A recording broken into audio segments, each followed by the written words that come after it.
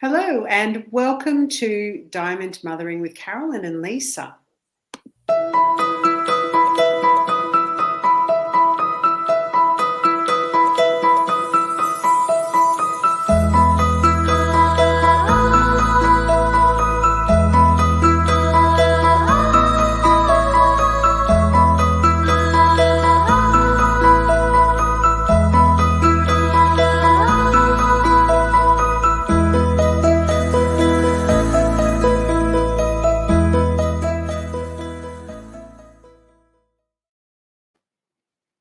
Welcome back, everyone. Wonderful to have you here again. And we're delighted to have the amazing Grainne O Kane with us today. Grainne's been on with us before, telling us her stories from Wellbeing Training.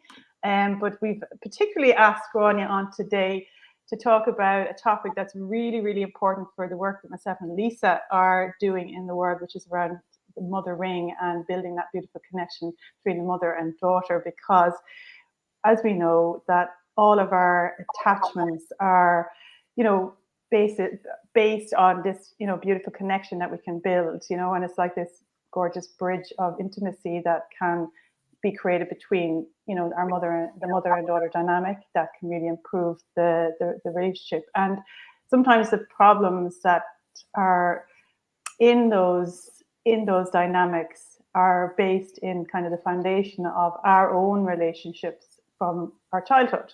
And within the Rainbow Warrior Women's Group, Grainne had done a talk with me a good few months ago, which was so enlightening, and about the attachment styles of how we were securely or insecurely attached to our parents when we were kids, and then how we create that as a pattern in our life, in our intimate relationships going forward. So we just thought it'd be amazing to ask Grainne on to talk about a little bit more about that and to explain to people what attachment styles are, first of all, Grainne, and then what are the different attachment styles, so people can maybe, when they're listening to us, try to identify maybe how they're showing up and what attachment style they might see as a pattern in their own relationship with their daughter. Be amazing, Grainne. Yeah, thanks Lisa, thanks Caroline for having me. Sorry about all the shifting around. I just realized I was in high heels because I was in a meeting and I'm sitting there and I'm like, going, why am I sitting in high heels? And you'll just get whacked.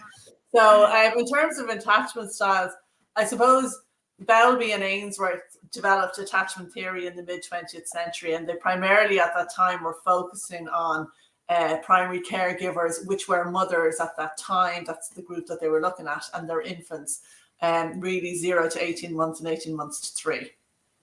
But there's a huge wealth of material in attachment theory that builds upon that, right? So what they developed, and I suppose what they interpreted at that time, was 3 predominant attachment styles. So that's secure, and then 2 others which are insecure avoidant and insecure anxious. And I suppose since we've moved on from that, there's then a disorganized attachment style, which we can talk about later as well.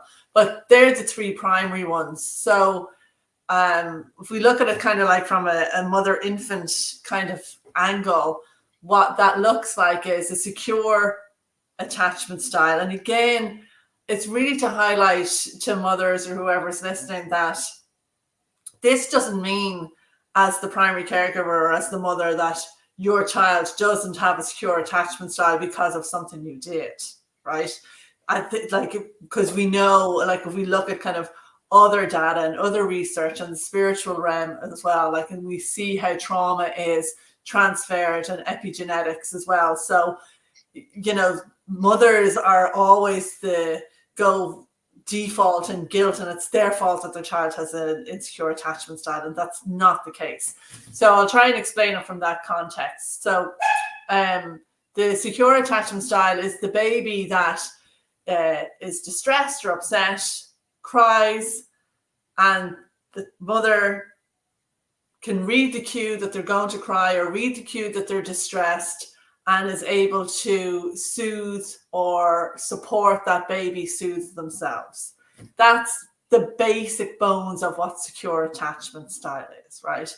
Insecure attachment style is the baby that is distressed and cries and cries beyond what the issue actually is. You know the kids or the babies that you're kind of going like, Jesus Christ, like I thought you liked chicken nuggets. I didn't mean to put a fish finger on the plate. You know, so it's that really kind of this is beyond what the situation is. That's an insecure attachment style.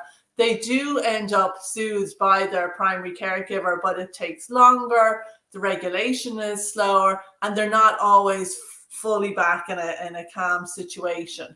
And the insecure avoidant looks fine. They're not really showing signs of distress. They're not crying the way other babies and toddlers are. They're kind of like, they look fine with it. But the research shows that at a physiological level, they have all the stress indicators. They're just not communicating them. So what this looks like then as you kind of progress in your life. So on the one hand, it's really to kind of give mothers permission that they did nothing wrong. You could just be that way. Yeah, and do you think that's maybe inherent, that some maybe came, they're born in that kind of personality, like you say, if it's genetics, or it's just something that's inherent in them, born, the way when a child is born, you get this flavor from them of their essence, like they're so different, each child is so different when they come. And so it's inherent kind of trait nearly sometimes. Yeah. I think you have that blend of like, we're trying to understand the different elements. So say, for example, I've spoken before about being adopted. So being adopted, like it's an excellent example for attachment theory, because you're going, here you were with your primary caregiver that you knew from a womb level, and been born in the mountain laundries where there was no touch. So there's nobody reading your cues or responding to you or meeting your needs if you're crying or distressed or anything like that. So obviously I'm going to end up with an insecure avoidant attachment style, because it's like, yeah, I'm stressed out here. No one's ever going to come. That's what you learn in your first few months of life. So you move on with that, right? That's your kind of default then. Yeah. That can become your default. However, for example, I've 5 children, as you know, and all of them came into the world very differently. So my daughter, for example, would present as having an insecure, avoidant attachment style. Is that epigenetics? Is that distress levels from being in childcare? Is that partly personality type? Sometimes we don't have the root of the why, but it's relevant to know what is your attachment style in specific relationships, because that's kind of the next layer to it, to go, if I was working with somebody or delivering training, I'd be saying, right, you write down every person you know, or like at least the top 10, and then you define what that relationship is. So it's mother-daughter, or my daughter or my mother, or my partner, or colleagues at work, or a friend or a neighbor. And then you rate how important it is to you, 0 to 10, and then you rate how stressful it is to you. Because it's the stressors that link to our attachment style. And then, as a kind of a practice moving forward, you'd be saying, what priority areas in this relationship would you name that you could improve on for yourself? So everything that's based in the attachment theory is really about working towards having secure, satisfying, intimate relationships, and not necessarily romantically intimate. It's mother-daughter, it's friends, it's whatever, but it's to have secure and satisfying and intimate relationships. And if you have insecure avoidant or insecure anxious attachment styles, it's much harder to do that, because you don't feel secure, you don't feel safe in the relationships. So there's all sorts of other behaviors that present, because I suppose, like anything, we are all individually always trying to get our own needs met. So if you're insecure avoidant, you're going to be testing. Are people going to show up? Are they going to be there? They're always going to let you down. They're never going to be around. They can't fix my problems anyways. No one can save you, so you're going to test that in every relationship. If you're insecure avoidant, they'll be the ones that are like, text bombing you all the time. They're constant need of attention because they're and then the pattern is, like, I suppose they get the dopamine hit from that because they're getting attention, then you have to soothe, so in the mother-daughter dynamic, they're very, very, very needy, but it can, from a mother's point of view, it can feel very, very manipulative. So you're trying to have an awareness of, that's my attachment style. Always work from yourself first. Read, that's possibly their attachment style, and how can I help them within that? And helping somebody within that isn't actually enabling their unhealthy behaviors linked to their attachment style. Do you find that it's mostly like naming it and bringing the awareness to that, like in a relationship, the more, like, I've just discovered myself not knowing a lot about attachment styles, but actually naming a dynamic that I might have and being able to step back and with my partner say, oh, wow, actually, can you see how I've reacted because of blah, blah, blah, which is one of my default things, but actually being able to name the dynamic and see it. Do you think that is really helpful when it comes to also working with attachment styles? Yeah, Lisa, I think that's it. I think that's the magic, because if you're looking at yourself and going, oh, I did that, or I'm thinking that, or I was triggered that, because ultimately I feel unsafe right now, or I feel insecure, and that's the attachment style I have in this relationship. So, like, Bowlby and Ainsworth and the mid-20th century theorists around just really looked at those early years. But, there's other attachment theorists, and if we think about it, I suppose I'm coming at it from a teen mental health point of view, and we spoke about this before, that so much changes in the adolescent years. Like, it's a huge transition, and their priority is about peer acceptance and peer approval. So they may have a secure attachment style with their mother. They may not in their peer group. And sometimes that's just coincidental. They might have ended up in a group that just doesn't really get them, or isn't really got their vibe, or they don't have the same interest, but they have to do what it takes to fit in, because school is survival of the fittest. So that can change their attachment style, and certainly in friendship groups as well. And then, trauma happens, and that can descale everything. Yeah. Wow.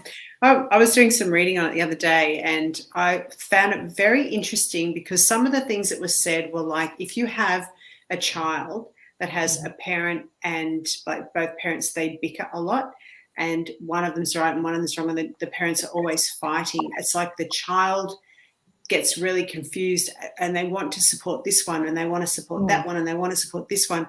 And so they've discovered that adults that find it hard to make a decision may have been the result of parents that fight a lot. It's because the child was never able to actually feel settled and secure in the attachment, because they were always being drawn to either parent. And I thought, wow, like, even just looking at it from that perspective, I thought I could understand how that could happen to somebody.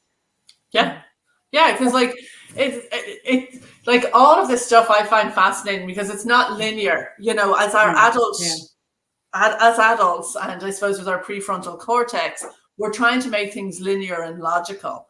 But when you look at it through the eyes of the child and those developing years, like right up until like 16, 17, and even beyond, and they don't have the prefrontal cortex. So their processing of the world is really crude, So and it all boils down to, how can I feel safe? How can I feel contained? And contained doesn't mean control. Containment means safe in myself, in my growth, and safe to do so without control or without oppression in any way, because people mix containment with control.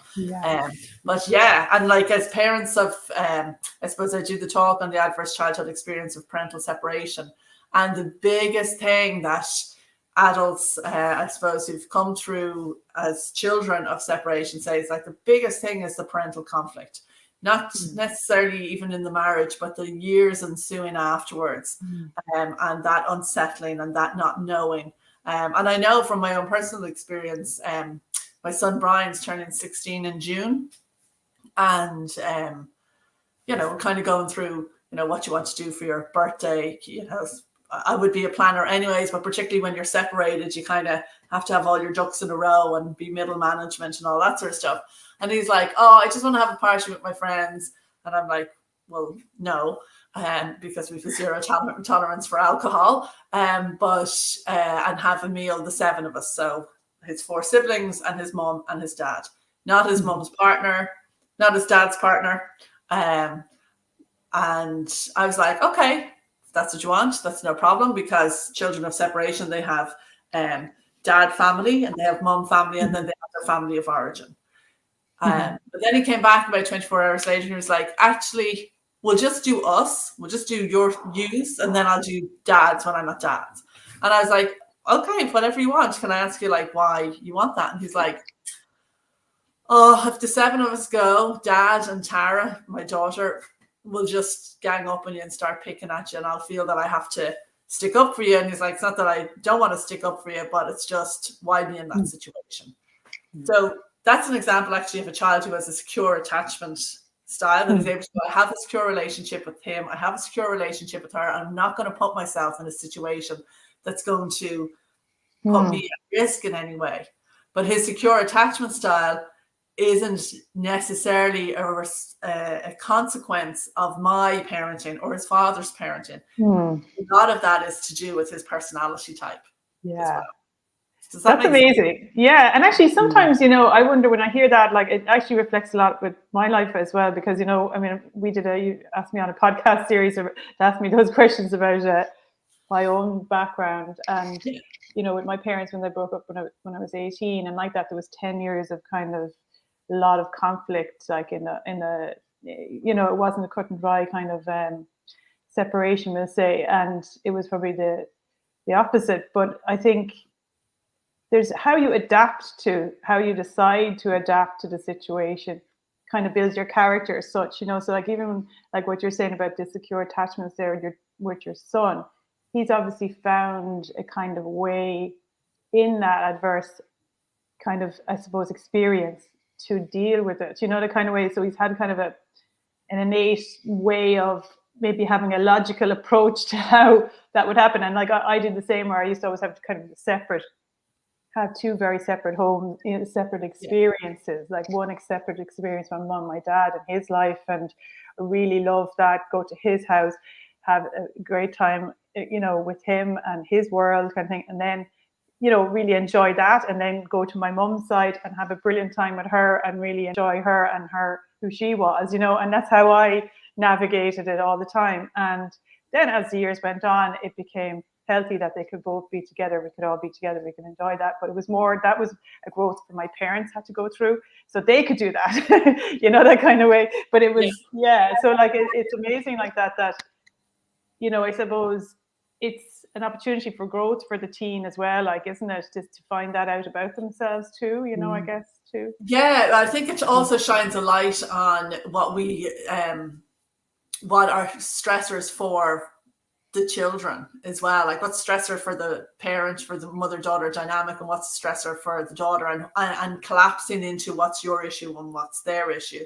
So for example, in Ireland anyways, Lisa, it's all, exam time coming up. And I suppose there was just a conversation on the radio when I was driving earlier, and I can't even remember the statistics, but the amount of parents that are stressed for their child's exams. And so that anxiety, and we see that a lot, I suppose, in the clinic, and you possibly do as well, Lisa, is anxious mom, anxious child.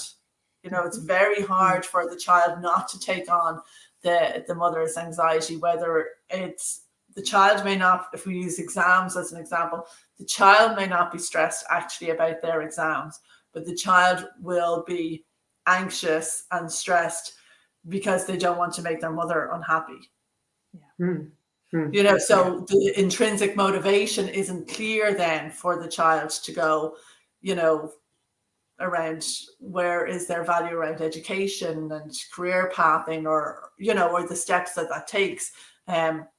I actually had a young boy a couple of weeks ago who had been on the edge of the cliff twice, suicidal, and they weren't really too sure why. And he'd been through some of the child adolescence mental health services here, and they discharged him. And family's still like, we still don't know what to do. Like, suicide's like, and it was really the inability to articulate his emotional overwhelm. That was it. And a lot of the overwhelm was coming from school and not being able to communicate that with his mom. So it was a really easy piece to actually do with him, and then sit down with mom and him and action out, and feel very confident that he's not going to be on the edge of a cliff really ever again, because it was overwhelm that got him there. But mom was anxious about exams and stress and how's he doing and what is he doing, and he's not communicating enough, and so all of that fear that's there. And part of that, as parents, we have our attachment styles to our children, so we have insecure attachment style or insecure avoidance style with our children. So for example, I have a huge difficulty going on with my daughter really at the moment. And I was, triggered and very upset one day. And I was supposed to, on Saturday last weekend, and I was supposed to, I was picking her up from work and dropping her to her father's house. And it was just, bleh. She was just, I'm sure, maybe not every mother has had it, but that venom, that vomit that just comes up at you. And it was like too much for me to bear. And I was supposed to be meeting friends for a bite to eat, and I was just like, actually, I cancelled. I couldn't go, and I really just needed to sit at home with my other kids and feel loved. And that's fine, but I was very aware that was my insecure attachment style, that it was like, oh, I feel so rejected in her, that I needed to feel accepted by them. That was okay once I was aware of it, because if you weren't aware of it, you can end up in very toxic patterns as well. Yeah, that's so interesting. That's so interesting, because I do hear that a lot in the mothers that I work with, especially when girls become teens, the rejection and the hurt, and it's being able to actually navigate that. And what I love about what you said then, Grainne, was that, because like the attachment, I've never really paid much attention to attachment styles. Like, I sort of see the whole picture, and the attachment styles is great to help us understand and bring more awareness, but it's not, I don't put things in boxes, I guess. So I don't, sometimes I feel that people like to go, oh, I am this, therefore that. But what I like about what you said was, we could be like that because we're born like that. It's not necessarily to do with how our parents were. That is a factor. And it's always changing, because as an adult or as a teen, that style in us, like the way we're attaching, can be fluid. And I really like hearing that, because I think that's true. I think that we aren't sort of fixed in stone in any way in our relationships. Thank God. Exactly. Yeah, I mean, I totally agree with you, Lisa, but isn't that great news? I think everybody should be like, it's fluid. It's not fixed in stone. And it could be, I could just be born like that, but I can feel better in myself. I can feel safer. I can feel more empowered. I can, have, and lots of people come that they're looking for closeness, rather than the word necessarily intimacy, because people mix up romantic relationships, but they're not feeling close, and therefore they're not feeling fulfilled in a way. And I agree with you, Lisa, as well. I don't think that's exclusively attachment style. Part of it is that, because people will really lean into something like, so the insecure avoidant, if we're just looking at it from an attachment theory point of view, is going to really lean in tight to a relationship and, give it 200%. And then when that's not reciprocated and their needs aren't been met, they're going to feel, oh, like they don't get me, they don't understand me, they're not feeling close enough. But part of that is their own insecurity. So when when you work with somebody around their security, then they'll actually feel the closeness that they're so hungry for, Yeah. And it's like as if, like it's across everything we're talking about, it's all about security. And I think that inner security is the most, I suppose, gives you the most insurance for like all of the relationships within your life. And like creating, like, I love to think, I think I heard, I think it was Thomas Hubel, who I love listening to, talked about one time, and it was so the most hopeful thing I ever heard was that, like security, I suppose, or true relationships, as I talk about, is the healing for false relationships. So like, if you can design and come into a true relationship with one person, or that heals the false relationship, I suppose. So like when you can kind of grow into a kind of secure relationship with someone, with your daughter or with a partner or whatever, that is the vehicle for kind of healing yourself from the past, your past patterns or whatever, so it is like that fluidity that I absolutely love, that it is like human beings, we are always changing, and we're always growing, and we're always progressing, and there is a healing that can happen, which is really exciting, that. But it's like Lisa was saying, that all of those, I suppose, attachment styles or patterns that are present in our person, we'll say, always appear in the present moment, in relationship with other people and in relationship with life. So it's how you respond in the moment is the most important thing, isn't it? To have that awareness, self-awareness of what's happening in this moment, like what happened with you at the weekend. There's the power where you can kind of say, I can see what's happening now. I know I'm in touch with my feelings. I'm not disowning my feelings. I'm aware of my feelings. I'm aware of where that came from. I'm owning it. I'm allowing that to happen. And then I'm just letting that, kind of pass through me, and I move on. Yeah. And I think that's the process, I think, that's really important. And I love, like, especially in Ireland, because it's such an issue in Ireland, emotional processing, like that's why I think so excited about us talking about this and bringing even Lisa talking about it in Ireland, especially because it's a huge societal problem, isn't it, Grainne? Huge. And I think you've named that so well, that mother-daughter relationship is a healing relationship. Like, what a gift as mothers we have as our daughters, and really talk about holding the mirror up. Like it forces it to heal or to try and fix. And as mothers, what I see a lot is that your daughter can live the life, because you're parenting out of your own mistakes and your own experience and all that sort of stuff. And so you see all the time, parents might come in and go like, no, oh, my child's been bullied and such said that, and they're up in arms, and rightly so. But they're fighting a fight from their childhood. That they're not present in hearing what's going on for the child. How are you equipping the child? How has the child been regulated? What's the environmental influence? Like, none of that's going on. So that's the mother-daughter. It's the healing as well, that you're kind of jumping and going like, I'm healing me. I'm fighting fights that I wanted to have fought for me when I was a child. Yes. And I think as mothers, we need to be very aware of that. And as you say, Caroline, to be able to sit in our own emotional healing, to go, oh my God, when this is happening, this is what I'm feeling, this is what I'm thinking, this is what's going on in my body. Why is that? What am I learning in this moment?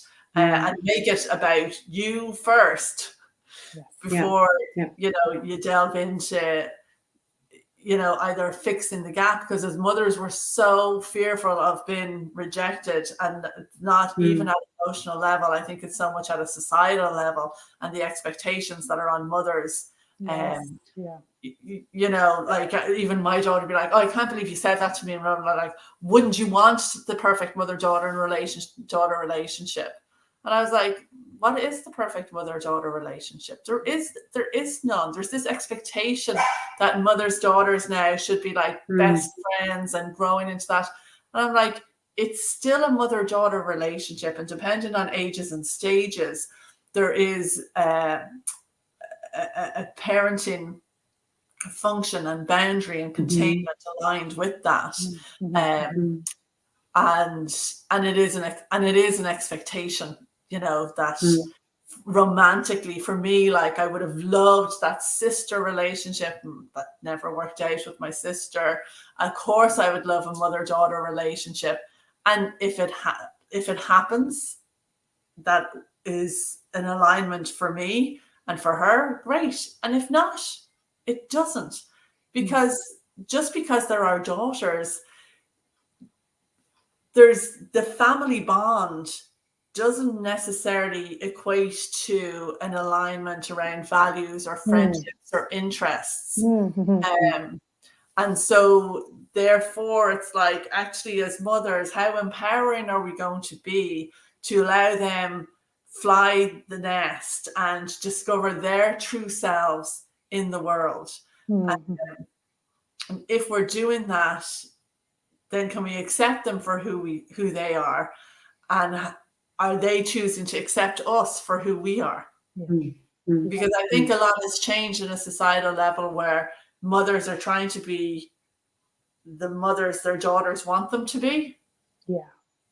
Yeah, I think that's so powerful, actually, Grainne, because that is really kind of, to me, kind of the revolution that we're trying to talk about. Because, like, really, like, are we trying to be the perfect mom as such, or have this perfect life, which is actually nothing to do with, it's some kind of a standard that is not true. You know, it's not true to life. We'll say it's not real. You know, it's a kind of, it's kind of a fantasy. You know, or are we trying to become true to ourselves, true to our own nature, true to who we are? And the most fundamentally powerful thing anyone can do is to find their own truth, and for that to be supermodeled to the daughter, you know, and like that is the most powerful thing, because if you're living, and that's what they are picking up on all the time.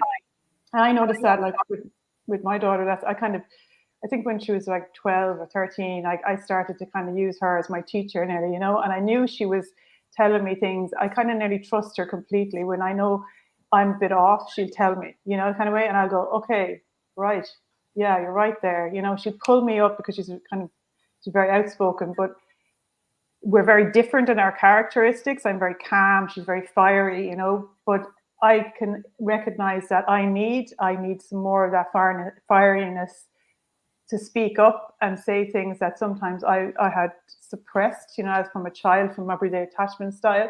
And like, she helps me she'll pull me up on that and say, Mom, you should say this, you don't be too quiet about X, Y, and Z. And then I'll help her calm her persona down that's too fiery, and that, you know, it's great to have a voice, but you can't be rude, and you can't be, you know what I mean, push it too far. So like, it's that balance that you're always like, that relationship tries to give, trying to level ourselves out all the time, I think, you know, and that's the really exciting thing. I think that's the revolution, and that's the place where real transformation can happen, you know, and not just with our daughters, but I suppose it helps us to come into our fullness, you know, and the fullness of ourselves in the world, you know. And I think all relationships has the possibility of doing that if we see it like that, you know, how true connection can evolve us, you know.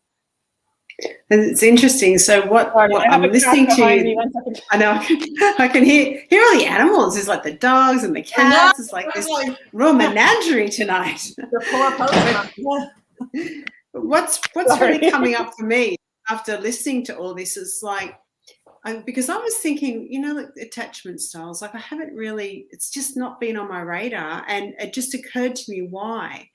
And I feel like in a lot of the work that I've done on myself, it's always been about feeling, like it's very feeling.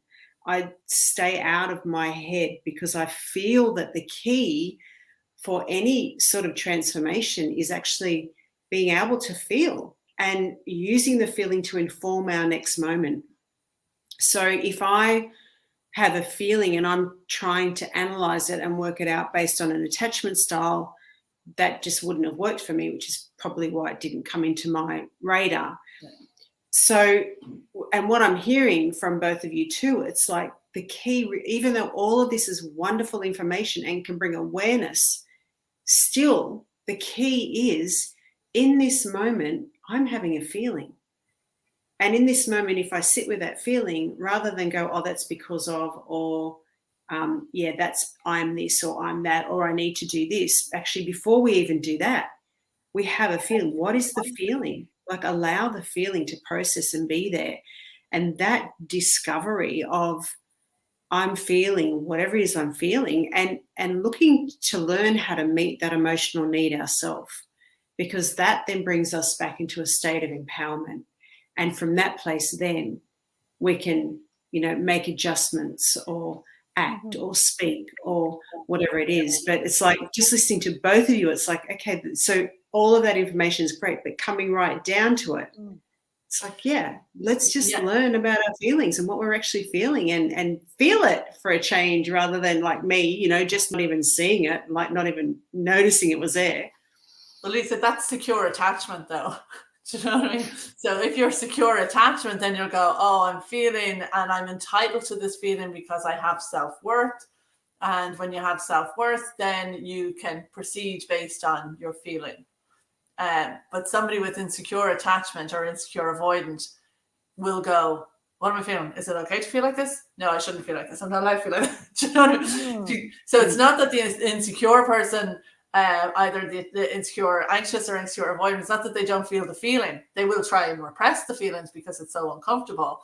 But it is, as you say, Lisa, it's to connect with that feeling. And and I suppose if it takes you longer to honor your truth, that's okay. Because the insecure avoidant and the insecure attachment anxious is going to take longer to trust the feeling. Does that make sense? Yeah. I think that, because actually that I could have experienced that process, I think, definitely over the last number of years, because I think it's down to a lot of the Irish society as well, where we have this guilt thing. So I noticed myself when I was getting in touch with my own feelings, a lot of feelings were coming up, and then the guilt would come in. And I could feel the guilt come in around having a feeling. And then I started aware of, okay, there's guilt coming in every time I have this feeling. Okay, that's okay. So I had to retrain myself to it's okay to feel this way. So it's okay to feel the way I'm feeling. There's no issue with that. So there's kind of like, like it's so complex, like, getting in touch with those, that true, your feeling body, your emotional body that we talk about sometimes, Lisa, that, because it's a different part of you completely. Like, you might have your mental state, your mental body, whatever. But the emotional body, it's a sensation in the body. You're entering back into your body, into your whole system as such. And it's very experiential, So like when you start to do the work and on the different feelings start to arise, and it's unusual for you to feel that way if you've been suppressing everything all your life. Yeah. And it can be overwhelming, like, you talked about the experiences people have. And if they don't have the kind of education and awareness of how to process that, it can be, I suppose, unsettling, that kind of way. And I think the guidance around that is essential. Like, and especially I think, and different cultures might have different patterns like that. And for Irish society, like, we've had that. So when the feeling, it's even more, it's a complex thing to even understand different cultures. And even when I deal with international students, when I'm working in Griffith College, I notice like there's different feelings, there's different ways of people's, their mindset is different, their way of thinking is different when they come from different cultures. and then that means that they process their emotions in a different way as well. So, you know, it's interesting to kind of understand and get to understand the cultural conditioning along with our emotional world, you know, and how does that kind of, when we start to kind of blossom into ourselves, the different obstacles that are in our way, like, you know, and then how we can become aware of that. It's like that self-awareness around, yeah, the cultural condition, not just our family or, you know, the attachment styles. It's also the larger society that we've gone in, you know, our environment that we've gone into, you know. It's kind of like, you know, that we've been swimming in, that we think is normal, but it's actually not. It's not healthy, you know. It's not a healthy environment, you know. It's not just the family, what society like, you know, and how that has informed how we feel about ourselves, you know, not just our own immediate family. It's when we start to become aware of the larger impact that has, you know. And then I think once we get in tune with that, then we realize like how we can redesign that, and how that's why, you know, it's amazing to be talking about these issues, because I feel of, you know, like the potential to create this kind of conscious culture where when the more people get aware of that, they start to build communities that are based around creating this conscious culture rather than living in this kind of sea of unconsciousness, you know, that it's very conducive for the flourishing of our creativity and our, you know, our connection and our consciousness, I suppose, to have communities and people, you know, that were like-minded to talk about these issues, because it's kind of co-creating that potential for a brighter future, I guess, you know. Do you think, Grainne, just going back, like, and even listening to what you just said then, Caroline, about considering culture and how that impacts the way we feel, and what you shared before, Grainne, about, so for some people actually getting in touch with the feeling could be harder because of their attachment style. I watched something the other day and they were talking about willingness, and actually you can learn willingness. So, which I was like, because I know in my work that if someone's not willing, then that's sort of like the prerequisite for any sort of growth or transformation. And what I was hearing was willingness can be a skill, and there is a way to teach willingness through just changing your attitude, thinking differently. There's a few things, but do you think that willingness has something to do also with shifting the impact of, say, the attachment style on, like, say, my capacity to feel? Because I know for me, when I first started feeling, I was 37. I thought that I could feel, I could get emotional, but it actually took me a long time to learn how to feel. And that was really, I mean, I was willing, but do you think that the willingness is something that can shift? Is that one of the things that you would see would actually really be able to shift your capacity to move out of the obstacles? Yeah, I think that's a great way to name it. Because I think there's two things. I mean, like, one as well is we can't neglect personality type either. Like, so say, for example, like feeling for me was hard because it's not naturally where my personality type would go. Like, I went to a cranial therapist, where I go every couple of weeks. But when I went for the first time, she was like, I don't explain this way to everybody, but like, that's kind of how you are. And I was like, yeah. So people would say, you know, oh, you should go to such and such, they're brilliant. They may be brilliant, but if they can't explain to me what they're doing to me or why we're doing it, or the connections around it, I need to have that scaffolding for me to feel safe. But that's a personality thing, not an attachment thing.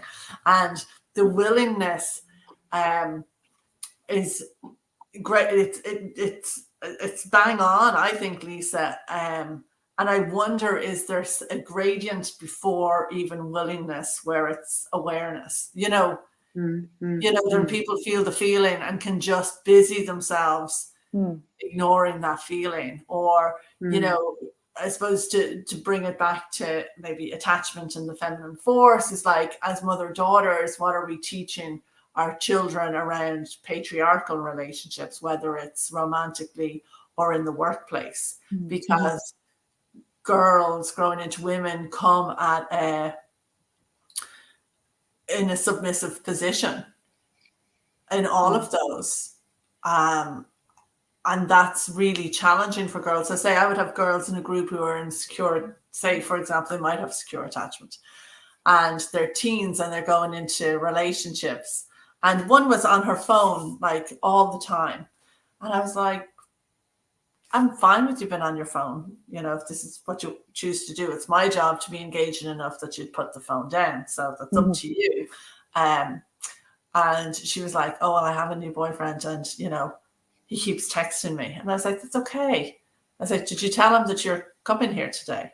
And she was like, yeah, I did. But he wants to talk to me now. He knows I'm here.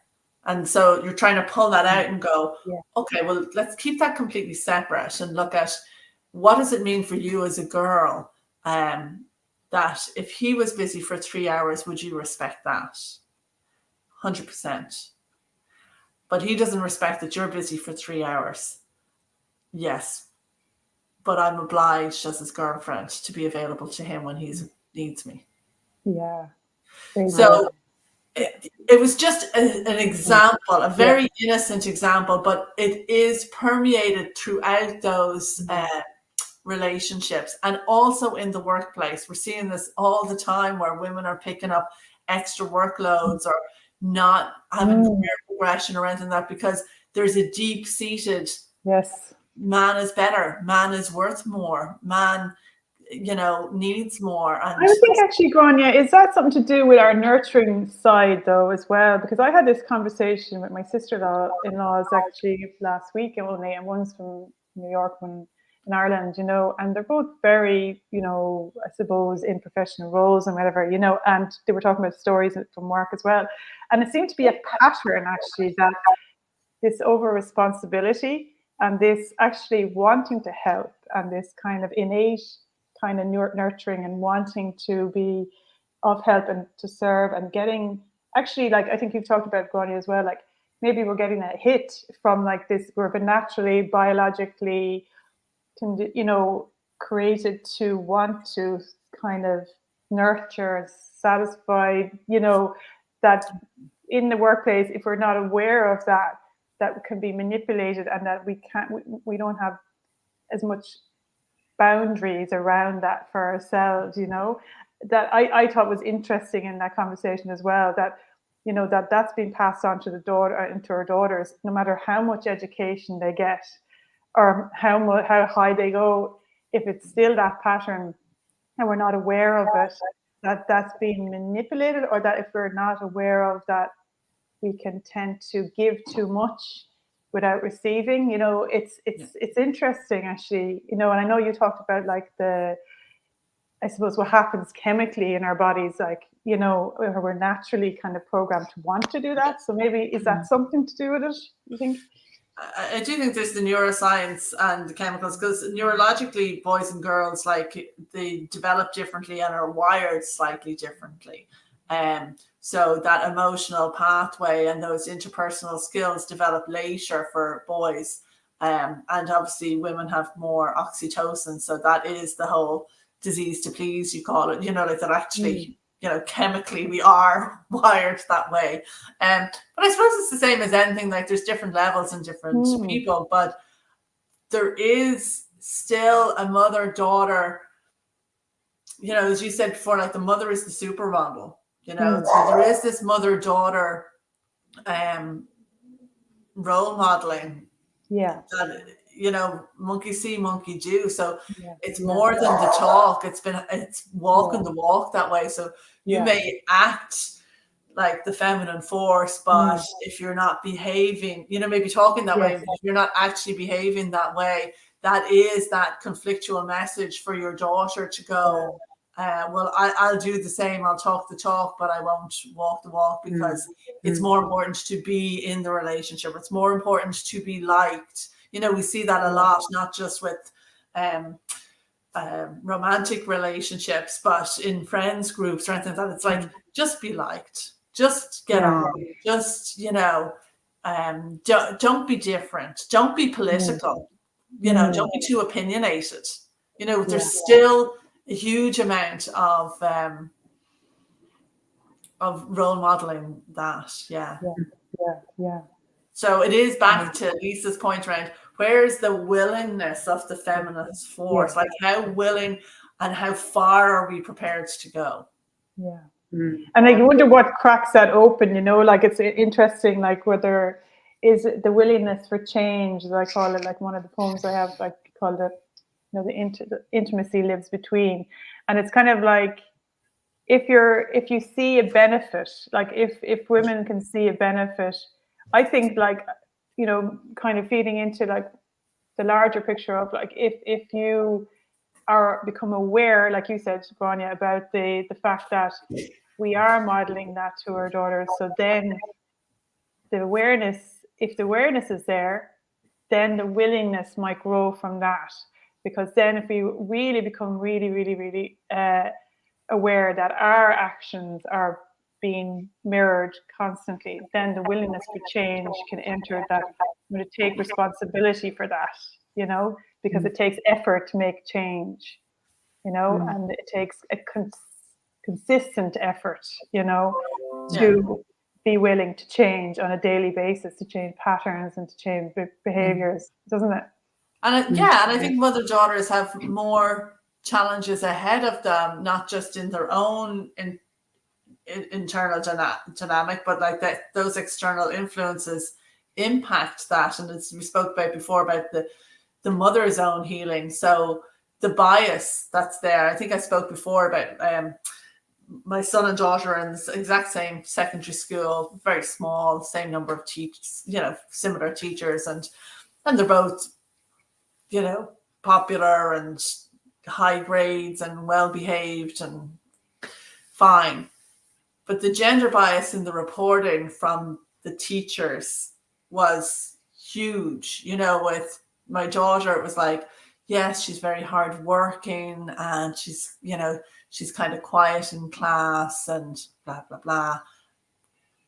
Normal kind of academic-y stuff, recommendations after that. But with my son, it was like, he's very well-mannered. I mean, she's been in the school 5 years. They never said she had good manners. She does have good manners, but it was exceptional that he was polite and had good manners. And he's not exceptionally polite at all. And she's been seen as being quiet and shy, kind of thing, nearly. Yeah. And in fact, that's not how they would present in the world really at all. But there was this bias that the teachers were coming to, and their expectation of a male student and their expectation of a female student. And again, it's expectation of a male athletic student. Still, like even in Ireland, I was really quite surprised. Still, the grandiose that comes with that, and how popular he is with the teaching staff and the principal as a result of that as well. So there was a huge bias. Like there was an issue with my daughter just after Christmas, and my ex-husband rang up to school to say, like, there's a big problem with Tara and her mother, and this is very traumatizing for her, and I'm very concerned, and blah blah blah. And so the school got on to me to say, look, we're in the situation, Tara's father's after ringing, all that. And I was like, oh, absolutely no sensitivity. I said, really just say what you have to say, because it's only what's in the best interest of the child. And we need to work through this. And he said, well, should we offer any additional supports? I said, absolutely, you should offer additional supports. And we continued talking, and I said, would you consider offering additional supports to my son also, who's going through the same stuff? And he's like, oh, no, I wouldn't be comfortable saying that. He's like, sure, he looks great and he's an amazing footballer, and I don't think there's any problem there. Wow, yeah. So it was just immediate that, and certainly, I think what that bias brings up as well is that girls need to be fixed. Boys do not need to be fixed. As well, that was kind of the narrative that came with that. Mum needs to be fixed, dad doesn't need to be fixed, daughter needs to be fixed, son doesn't need to be fixed. And I think Yeah, go ahead. But they're actually, that nearly comes back to emotions again, doesn't it? Because they're presenting with some kind of feeling about something, so they need to be fixed. You know, it's amazing. But I think it's, as girls and women, we tend to do that as well. Yeah. Anyways, whether that's chemically or neurologically, that it's like, what's wrong with me? And I think that's not the right question to ask. It's like, what am I learning? What am I growing into? What am I healing from? Our default tends to be, oh, what's wrong with me? What have I done wrong? And that's a very feminine thing, which I'd like to change. Yeah, absolutely. I do think that's, we're almost getting to the end of our time, but I just have to say that really is such an impetus to want to change when you know that how you stand in your personal power impacts your daughter. Like if there's anything that would drive me to make a change and to look at myself and to look at my behaviors, it's actually making sure that my daughter has an awareness around what's possible for her and the potential that's possible for her, you know, because that is like incredible leverage, not only to free myself, but to free future generations. And especially of that, Grainne, like that attitude, the more aware I am, because I've been pulled up by my daughters. Like I've done things from my conditioned response, and my 24-year-old daughter will go, Mum, that's not right. And I go, I didn't even see it, right? I didn't even see it because of my conditioned programming. But when she pointed it out, I thought, oh my God, like she's right. And I just didn't see that behavior was inappropriate by that man because of my conditioned programming.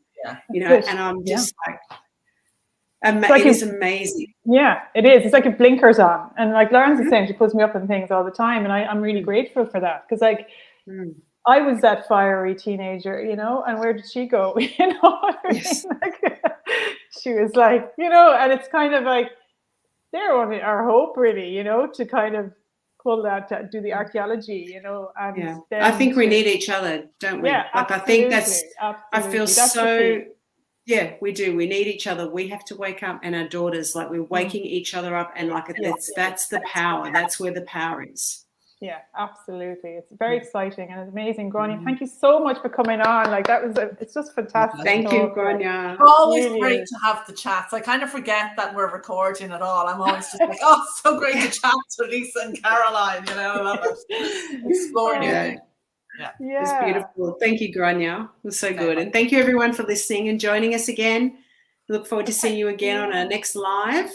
Absolutely. And Sharon Chamello was on there. Wonderful chat. She said, thank you so much, Sharon. And yeah, absolutely wonderful. We'll have you on again, Grainne, I'm sure, to talk about another topic. Thanks for take time out of your busy schedule. And you can put your high heels back on now and go back to work. Okay. Thanks, Grainne. All right. Bye-bye. See you, Lisa. See you, everybody. Talk to you again. See you. Bye.